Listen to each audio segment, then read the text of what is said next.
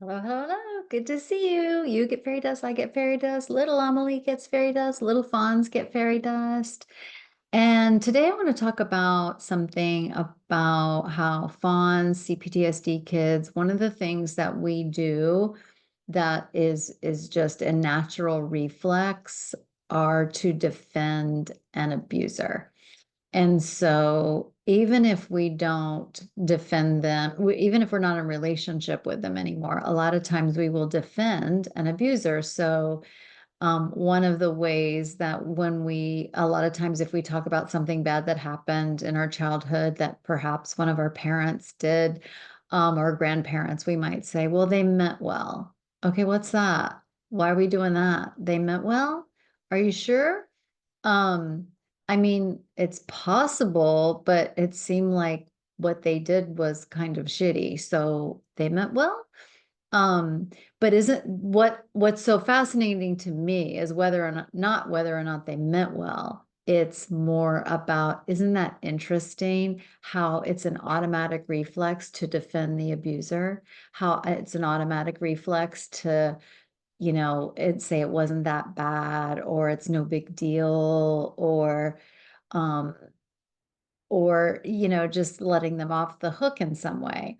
And I'm not suggesting that you don't. I'm suggesting that you notice it.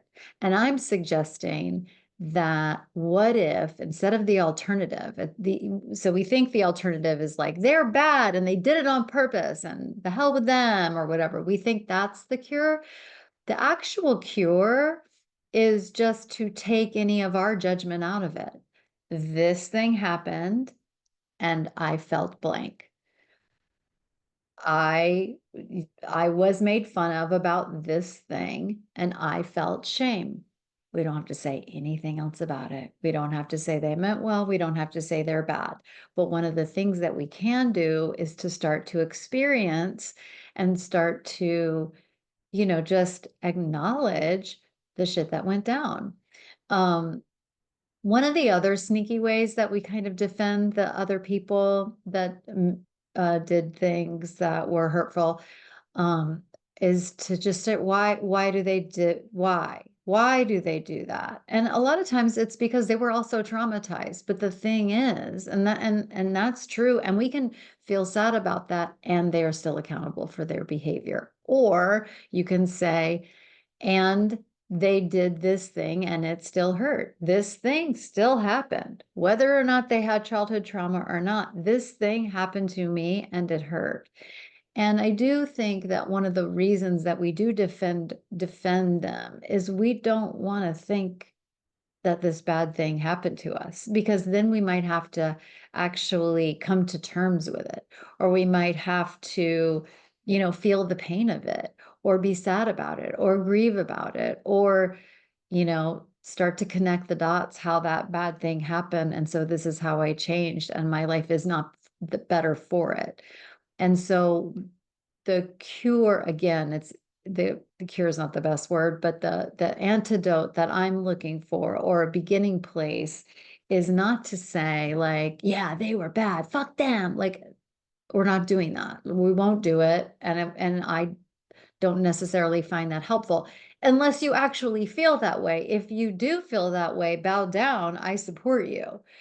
If you notice that that one of the things that you do is like, yes, this bad thing happened, but they also did this nice thing, or yes, this bad thing happened, but they meant well, or just notice like, isn't that interesting that my brain automatically does that?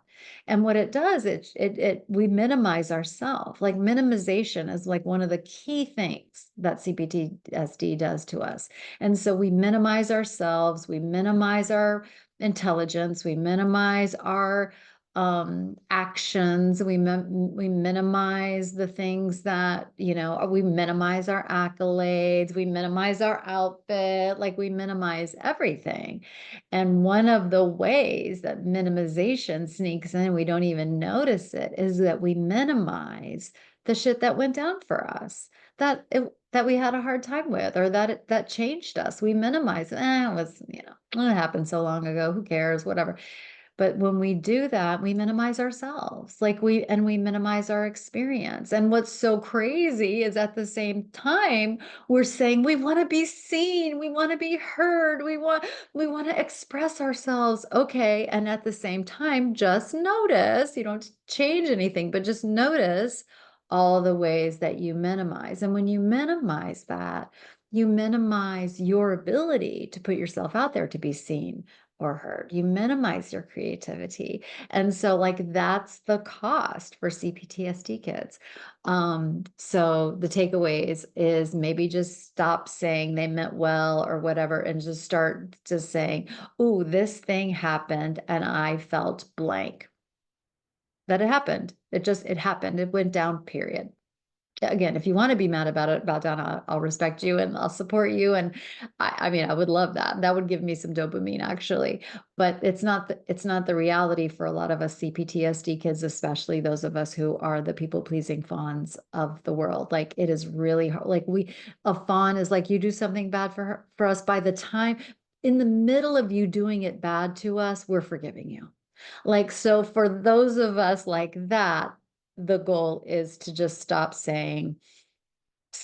giving all the caveats or the disclaimers. You can just say, wow, when this bad thing happened, or when they said that I was blank or whatever, when they said I was blank and I felt this and it changed me in this way, you don't have to say anything else, you know?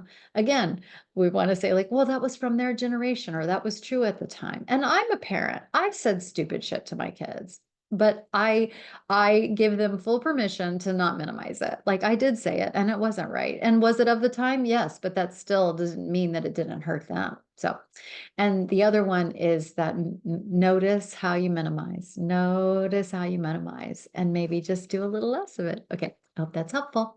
Love you. Bye.